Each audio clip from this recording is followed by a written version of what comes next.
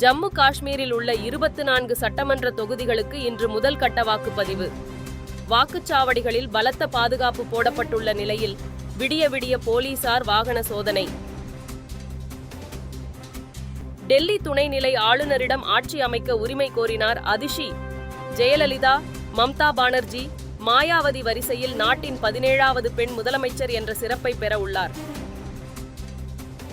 அனைத்து அதிகாரங்களும் கொண்டவைகளாக மாநில அரசுகளை மாற்றும் சட்ட முயற்சிகளை திமுக முன்னெடுக்கும். திமுக முப்பெரும் விழா மற்றும் பவள விழா நிகழ்ச்சியில் முதலமைச்சர் மு.க.ஸ்டாலின் சூளுரை. கேரளாவில் நிபா வைரஸால் உயிரிழந்த நபருடன் தொடர்பில் இருந்த 26 நபர்கள் தீவிர கண்காணிப்பு, ஹை ரிஸ்க் பட்டியலில் உள்ளதாக சுகாதாரத்துறை அமைச்சர் வீணா ஜார்ஜ் தகவல். புரட்டாசி பௌர்ணமியையொட்டி திருவண்ணாமலையில் விடிய விடிய பக்தர்கள் கிரிவலம். செண்டை மேளங்கள் முழங்க தஞ்சை பெரிய கோவிலிலும் பக்தர்கள் வழிபாடு.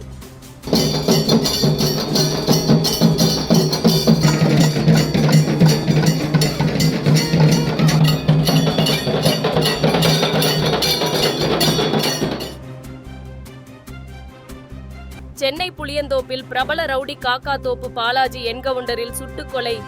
கைது செய்ய சென்ற போலீசாரை தாக்க முயன்றதால் தற்காப்புக்காக சுட்டதாக போலீசார் தகவல்.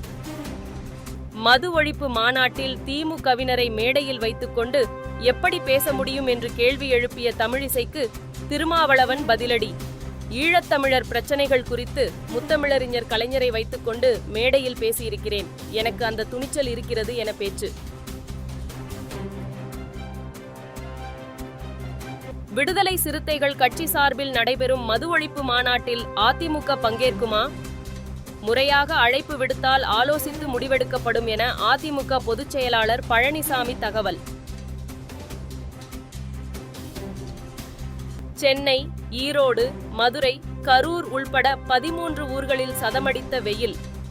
கோடை காலத்திற்கு இணையாக வெயிலின் தாக்கம் அதிகரிப்பதால் பொதுமக்கள் தவிப்பு. தமிழ்நாட்டில் ஒரு சில இடங்களில் அடுத்த 2 தினங்களுக்கு வெப்பநிலை உயரக்கூடும். இயல்பை விட 2 to 4 டிகிரி செல்சியஸ் வரை அதிகரிக்க வாய்ப்புள்ளதாக வானிலை ஆய்வு மையம் தகவல். லெபனான் நாட்டில் ஒரே நேரத்தில் 100க்கும் மேற்பட்ட பேஜர் கருவிகளை வெடிக்கச் செய்ததால் பரபரப்பு. தாக்குதலில் 9 பேர் உயிரிழந்த நிலையில் 3000க்கும் மேற்பட்டோர் படுகாயம். பிரதமர் மோடி 3 நாள் அரசுமுறை பயணமாக அமெரிக்கா செல்கிறார்.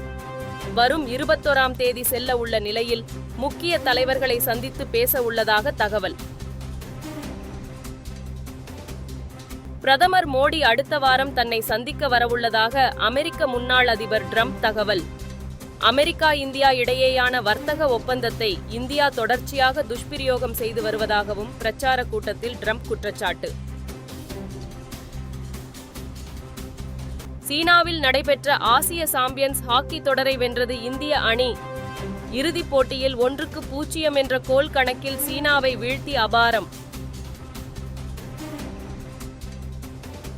இந்திய கிரிக்கெட் வீரர் கோலி, தலைமை பயிற்சியாளர் கம்பீர் இணைந்து உரையாடுவது போல ஒரு நேர்காணலை எடுக்க PCCI திட்டமிட்டுள்ளதாக தகவல். வங்கதேசத்துக்கு எதிரான முதல் டெஸ்ட் போட்டி சென்னையில் நாளை தொடங்கவுள்ளதையொட்டி இந்த நேர்காணல் இருக்க வாய்ப்பு.